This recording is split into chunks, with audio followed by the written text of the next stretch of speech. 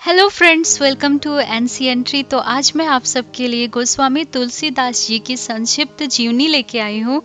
और आप सबको बता दूँ कि यहाँ पे कुछ दिन पहले एक न्यूज़ आया था यूएस में ही। और उस न्यूज़ में आया था कि एक बच्चा है जिसका 3200 दांत है और वो उस बच्चे ने जन्म लिया है। तो ये जब न्यूज़ आया तो मुझे लगा है ये कैसा न्यूज़ है, 32 दांत के साथ वो बच्चा, और उसके यहाँ पे जो पेरेंट्स हैं वो एकदम सॉफ्ट हैं और वो लोग हैप्पी भी थे, बच्चा भी हैप्पी हैप्पी दिख रहा था। तो ये न्यूज़ अगर मैं नहीं पढ़ी रहती तो मुझे लगता अतिशयोक्ति है कुछ।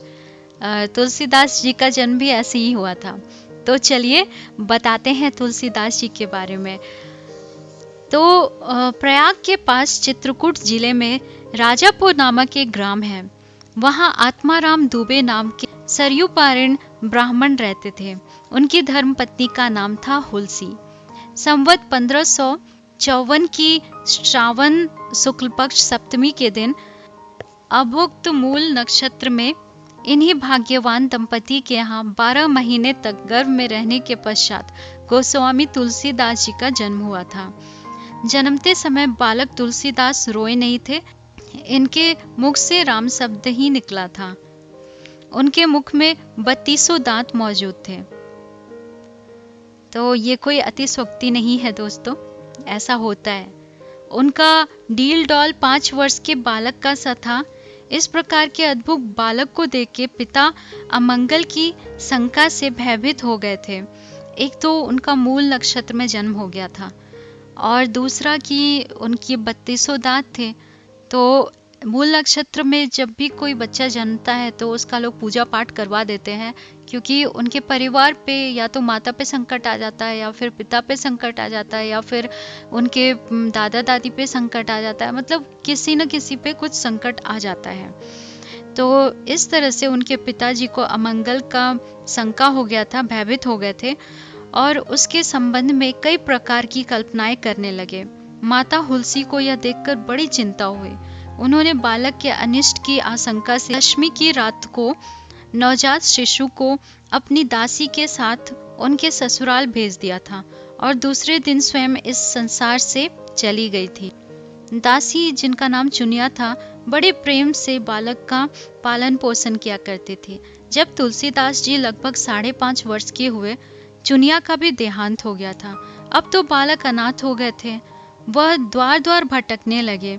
इस पर जगजननी पार्वती जी को तो होनहार बालक पर दया आ गई थी। तो वो जिसे भी जहाँ भी जाते थे भोजन मांगने के लिए, उन्हें कोई भोजन नहीं देता था। ये कहता था कि जन्मते ही माता पिता नहीं रहे इसके, और उसके बाद जो इसको खिलाता है, जो पालता है, वो भी चला जाता है। तो इस तरह से पार्वती जी को बहुत दुख हुआ कि ऐसा लोग सोच रहे हैं। इसलिए वो माता पार्वती जो हैं वो खुद ही आ गई और वे ब्राह्मणी का वेश धारण कर प्रतिदिन उनके पास जाती थी और उससे अपने हाथों से भोजन करा जाती थी।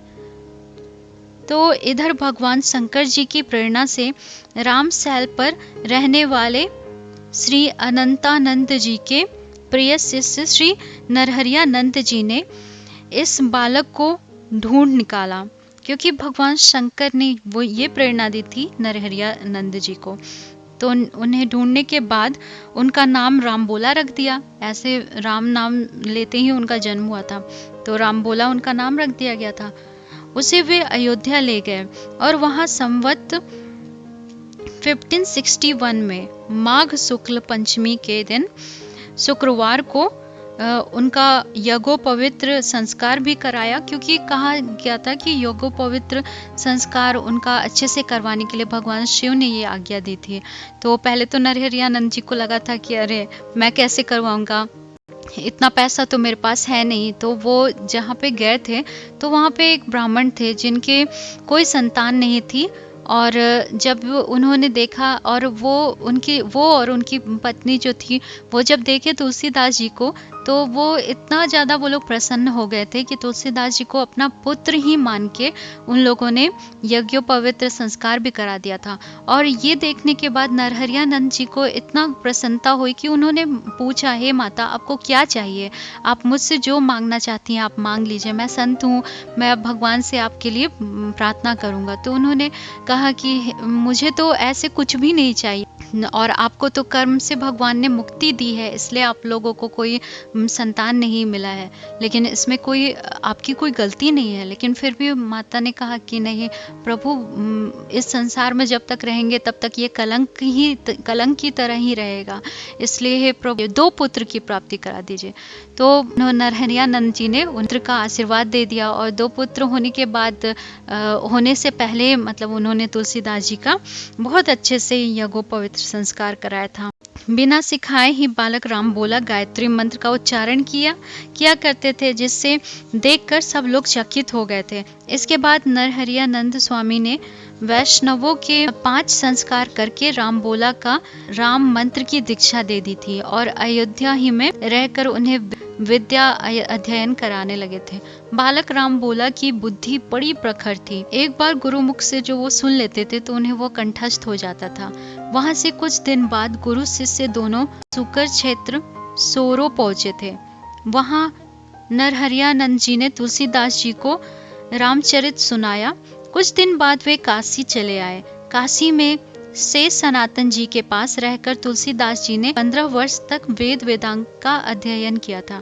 इधर उनकी लोक वासना कुछ जागृत हो उठी थी, और विद्या गुरु से आज्ञा लेकर वे अपनी जन्मभूमि को लौट आए थे। वहां आकर उन्होंने देखा कि उनका परिवार सब नष्ट हो चुका है।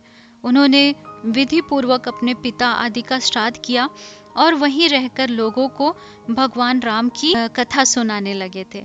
फिर उसके बाद ज्येष्ठ शुक्ल पक्ष में 1573 के ज्येष्ठ शुक्ल पक्ष में 13 को भारद्वाज गोत्र की एक सुंदरी कन्या के साथ उनका विवाह हुआ था, और वे सुखपूर्वक अपनी नवविवाहिता वधू के साथ रहने लगे। एक बार उनकी स्त्री भाई के साथ अपने मायके चली गई थी। तो तुलसीदास जी अपनी पत्नी से बहुत ज्यादा प्रेम करते थे, तो पीछे पीछे तुलसीदास जी भी वहां पहुंच गए थे। उनकी पत्नी ने इस पर उन्हें बहुत धिक्कारा और कहा कि मेरे इस हाड़ मांस के शरीर से जितनी आसक्ति है उससे आधी भी यदि भगवान में होती तो तुम्हारा बेड़ा पार हो गया होता। तो तुलसीदास जी को ये सब लग गए। वे एक क्षण भी नहीं रुके, तुरंत वहां से चले गए, और वहां से चलकर तुलसीदास जी प्रयाग आए। वहां उन्होंने गृहस्थ वेश का परित्याग कर दिया और साधु वेश ग्रहण कर लिया। फिर तीर्थाटन करते हुए काशी पहुंचे। मानसरोवर के पास उन्हें काकभूषणी जी के भी दर्शन हुए थे। काकभूषणी जी के बारे में भी मैं आपको बताऊंगी। अभी फिलहाल तुलसीदास जी के बारे में बताती हूँ। वहाँ पे उनको दर्शन हुए। फिर काशी में तुलसीदास जी राम कथा कहने लगे। वहाँ उन्हें एक दिन एक प्रेत मिला, जिससे उन्हें हनुमान जी का पता बतलाया। फिर हनुमान जी से मिलकर तुलसीदास जी ने उनसे श्री रघुनाथ जी का दर्शन करने की प्रार्थना की थी। तो हनुमान जी ने कहा था, तुम्हें चित्रकूट में रघुनाथ जी के दर्शन हो जाएंगे। पर तुलसीदास जी चित्रकूट की ओर चल पड़े, लेकिन चित्रकूट पहुंचकर रामघाट पर उन्होंने अपना आसन जमाया। एक दिन वे प्रदक्षिणा करने निकले थे। मार्ग में उन्हें श्री राम जी के दर्शन भी हो गए थे। उन्होंने देखा कि दो बड़े ही सुंदर राजकुमार घोड़े पे सवार होकर धनुष बाण लिए जा रहे हैं। तुलसीदास जी उन्हें देखकर मुग्ध हो गए, परंतु उन्हें पहचान ही ना सके। पीछे से श्री हनुमान जी ने आकर उन्हें सारा भेद बताया, तो वे बड़ा पश्चाताप करने लगे। हनुमान जी ने उन्हें सांत्वना दी और कहा, प्रातःकाल फिर दर्शन होंगे। संवत 1607 के मौनी अमावस्या के दिन, बुधवार के दिन, उनके सामने भगवान श्री राम जी पुनः प्रकट हो गए थे। उन्होंने बालक के रूप में तुलसीदास जी से कहा, बाबा हमें चंदन दे दो। हनुमान जी ने सोचा वे इस बार भी धोखा न खा जाए, इसलिए उन्होंने तोते का रूप धारण कर लिया और यह दोहा कहा, चित्रकूट के घाट पर भई संतन की भीड़, तुलसीदास चंदन घिसे तिलक देत रघुबीर। तुलसीदास जी उस अद्भुत छवि को निहार कर शरीर की सुधि भूल गए। भगवान ने अपने हाथ से चंदन लेकर अपने तथा तुलसीदास जी के मस्तक पर लगा लिया और अंतर्ध्यान हो गए। फिर संवत 1627 में श्री हनुमान जी की आज्ञा से अयोध्या जी की ओर चल पड़े। उन दिनों प्रयाग में माघ मेला था। वहां कुछ दिन वे ठहर गए थे और पर्व के 6 दिन बाद एक वट वृक्ष के नीचे उन्हें भरद्वाज जी और याज्ञवल्क्य मुनि के भी दर्शन हुए थे। वहां उस समय वही कथा हो रही थी जो उन्होंने सूकर क्षेत्र में अपने गुरु से सुनी थी। वहां से वे काशी चले और वहां प्रहलाद घाट पर एक ब्राह्मण के घर निवास किया। वहां उनके अंदर कवित्व शक्ति का स्फुरण हुआ और वे संस्कृत में पद्य रचना करने लगे। परंतु दिन में वे जितने पद्य रचते, रात्रि में वे सब लुप्त हो जाते थे। यह घटना रोज घटती थी। 8वें दिन तुलसीदास जी को स्वप्न हुआ। भगवान शंकर ने उन्हें आदेश दिया कि तुम अपनी भाषा में काव्य रचना करो। तुलसीदास जी की नींद उचट गई। वे उठकर बैठ गए। उसी समय भगवान शिव और पार्वती जी उनके सामने प्रकट हो गए। तुलसीदास जी ने उन्हें साष्टांग प्रणाम किया। शिव जी ने कहा, तुम अयोध्या में जाकर रहो और हिंदी में काव्य रचना करो। मेरे आशीर्वाद से तुम्हारी कविता सामवेद के समान फलवती हो जाएगी। इतना कहकर श्री गौरी शंकर अंतर्ध्यान हो गए। तुलसीदास जी उनकी आज्ञा शिरोधार्य कर काशी से अयोध्या चले आए और संवत 1631 का प्रारंभ हुआ।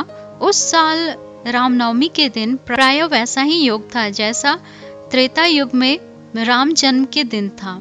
उस दिन प्रातःकाल श्री तुलसीदास जी ने श्री रामचरितमानस की रचना प्रारंभ की थी। 2 वर्ष 7 महीने 26 दिन में ग्रंथ की समाप्ति हुई थी और संवत 1633 के मार्गशीर्ष शुक्ल पक्ष में राम विवाह के दिन 7 कांड पूर्ण हो गए थे। उनके बाद भगवान की आज्ञा से तुलसीदास जी काशी चले आए। वहां उन्होंने भगवान विश्वनाथ और माता अन्नपूर्णा जी को श्री रामचरितमानस सुनाया। रात को पुस्तक श्री विश्वनाथ जी के मंदिर में रख दी गई। सवेरे जब पट खोला गया तो उस पर लिखा हुआ था सत्यम शिवम सुंदरम और नीचे उसके भगवान शंकर ने अपना सिग्नेचर किया था। इस समय उपस्थित लोगों ने सत्यम शिवम सुंदरम की आवाज भी कानों से सुनी थी। उधर पंडितों ने जब यह बात सुनी तो उनके मन में ईर्ष्या उत्पन्न हो गई। वे दल बांधकर तुलसीदास जी की निंदा करने लगे और उस पुस्तक को भी नष्ट कर देने का प्रयत्न करने लगे। उन्होंने पुस्तक चुराने के लिए 2 चोर भी भेज दिए थे। चोरों ने जाकर देखा कि तुलसीदास जी की कुटिया के आसपास 2 वीर धनुष बाण लिए पहरा दे रहे हैं।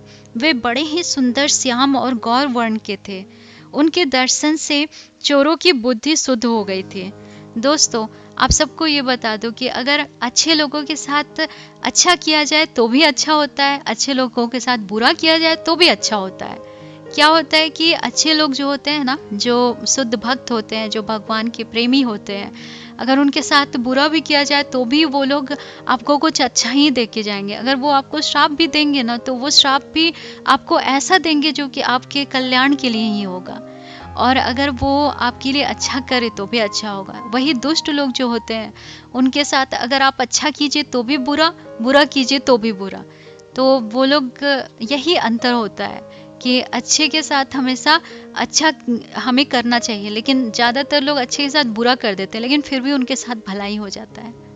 तो यही हुआ था। वो चोर जो थे, सोचिए, उनको राम और लक्ष्मण जी की को भेंट हो गई, उनको दर्शन हो गया। वो तो गए थे रामचरितमानस को नष्ट करने के लिए, लेकिन उनके साथ तो अच्छा हो गया। तो ऐसा हुआ कि उनके दर्शन चोरों की बुद्धि शुद्ध हो गई थी। उन्होंने उसी समय से चोरी करना छोड़ दिया और भजन में लग गए थे। तुलसीदास जी ने अपने लिए भगवान को कष्ट हुआ जानकर कुटी का सारा सामान लुटा दिया। तुलसीदास जी को जब ये पता चला कि चोर आए थे और उनको राम जी और लक्ष्मण जी यहाँ पे पहरा देते हुए मिले थे, तब उन्हें इतना अंदर से लगा कि अरे, मेरे लिए भगवान खड़े थे, मेरे लिए, मतलब भगवान मेरी रक्षा करने के लिए कुटी के सामने वो पहरा दे रहे थे। उन्हें ये चीज जब लगा कि अरे भगवान कुटी के सामने पहरा दे रहे थे, तब वो इतना उनको अंदर से बुरा लगा कि वो सारा अपना सामान ही लुटा दिए। जितना सामान उनके पास था, कुछ भी पैसा, सब कुछ वो लुटा दिए, सबको दे दिए। और उन्हें लगा कि ये मेरे साथ ऐसा हो गया। तो पुस्तक उन्होंने अपने मित्र टोडरमल के यहाँ रखवा दिया था। और इसके बाद उन्होंने एक दूसरी प्रति लिखी। उसके आधार पर दूसरी प्रतिलिपियां तैयार की जाने लगी। तो उसके बाद उन्होंने एक दूसरी प्रति भी लिख दी और उसके आधार पे फिर बहुत सारी तैयार करने जाने लगी थी। पुस्तक का प्रचार दिनों दिन बढ़ता ही जा रहा था। इधर पंडितों ने और कोई उपाय न देखा तो श्री मधुसूदन सरस्वती जी को उस पुस्तक को देखने की प्रेरणा की। श्री मधुसूदन सरस्वती जी ने उसे देखकर बड़ी प्रसन्नता प्रकट की और उस पर यह सम्मति लिखी थी। कानने यस्मिंज मंगल तुलसी सीतरु कविता मंजरी भांति राम भ्रमर भूषिता। इस काशी रूपी आनंद वन में तुलसीदास चलता फिरता तुलसी का पौधा है। उसकी कविता रूपी मंजरी बड़ी ही सुंदर है, जिस पर श्री राम रूपी भौरा सदा मंडराया करता है। पंडितों को इस पर भी संतोष नहीं हुआ। तब पुस्तक की परीक्षा के लिए उन्होंने उपाय सोचा और भगवान विश्वनाथ जी के सामने उसके ऊपर वेद, उसके नीचे शास्त्र, शास्त्रों के नीचे पुराण और सबसे नीचे रामचरितमानस रख दिया गया। मंदिर बंद कर दिया गया और प्रातःकाल जब मंदिर को खोला गया तो लोगों ने देखा कि श्री रामचरितमानस वेदों के ऊपर भी रखा गया है।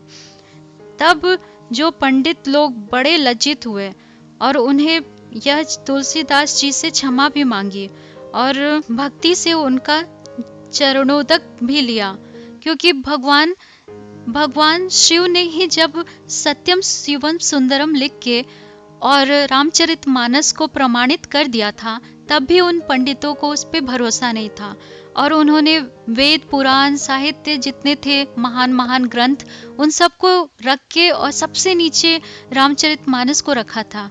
और उन लोगों ने ये सोचा कि रामचरितमानस को तो लोग नीचे ही रखेंगे, उसे ऊपर तो भगवान नहीं रख सकते। और वो ये परीक्षा करने के लिए भगवान शिव जी के मंदिर में उस पुस्तक को उन लोगों ने ऐसा किया था कि भगवान, अगर सही में भगवान इसको, शिव ने इसे प्रमाणित कर दिया तो ये सबसे ऊपर रखा जाएगा और नहीं किया तो ये हमेशा नीचे ही पड़ा रहेगा। लेकिन दूसरे दिन जब पट खुला तो भगवान शिव ने, जो कि सत्यम शिवम सुंदरम करके उसे प्रमाणित पहले ही कर दिया था, उसे फिर से रामचरितमानस को वेद वेदांगों के ऊपर रखा हुआ पाया। तो पंडितों को भी बहुत लज्जा हुई कि उन लोगों ने रामचरितमानस की अवहेलना की थी पहले। और तुलसीदास जी अब अस्सी घाट पर रहने लगे थे, क्योंकि उस समय तो चोरों को भेजा गया था और उसके लिए राम जी और लक्ष्मण जी को पहरा देना पड़ा था। तो तुलसीदास जी को बहुत अंदर से दुख हुआ था कि ऐसा क्यों, मतलब रामचरितमानस के लिए और मेरे पास थोड़ा बहुत धन है, उसके लिए ये चोर आए थे और चोरों को भगाने के लिए राम और लक्ष्मण जी खड़े थे। तो ये चीज़ देख के उनको इतना ज़्यादा दुख हुआ था कि वो फिर अस्सी घाट पे रहने लगे थे।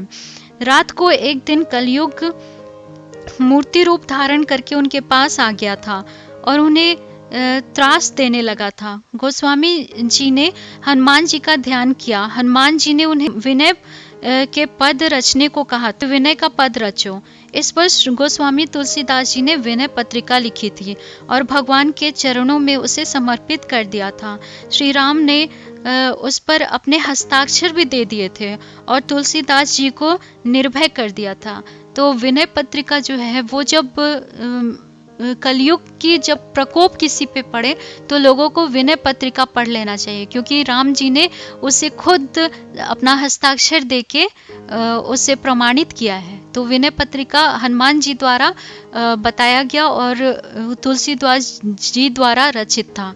और उसी तरह रामचरितमानस जो था, सत्यम शिवम सुंदरम लिख के शिव जी ने रामचरितमानस को प्रमाणित किया था। शिव जी ने रामचरितमानस को प्रमाणित किया था अपने हस्ताक्षर से, और विनय पत्रिका को राम जी ने प्रमाणित किया था। तो तुलसीदास जी को निर्भय कर दिया था कि अब कोई बात नहीं है डरने की। फिर संवत 1680 में श्रावण कृष्ण तृतीया शनिवार को अस्सी घाट पर गोस्वामी जी ने राम राम कहते हुए अपना शरीर परित्याग कर दिया था। तो इस तरह से आप सबको राम जी के परम भक्त वाल्मीकि जी का पुनर्जन्म तुलसीदास जी के बारे में मैंने आपको संक्षेप में बता दिया। अगर आप सबको यह वीडियो पसंद आया हो, नॉलेज से भरपूर लगा हो, तो अपने दोस्तों के साथ भी शेयर कीजिएगा। चैनल को जरूर सब्सक्राइब कीजिएगा। राधे राधे, जय श्री कृष्णा, जय Shri Ram. Thank you friends.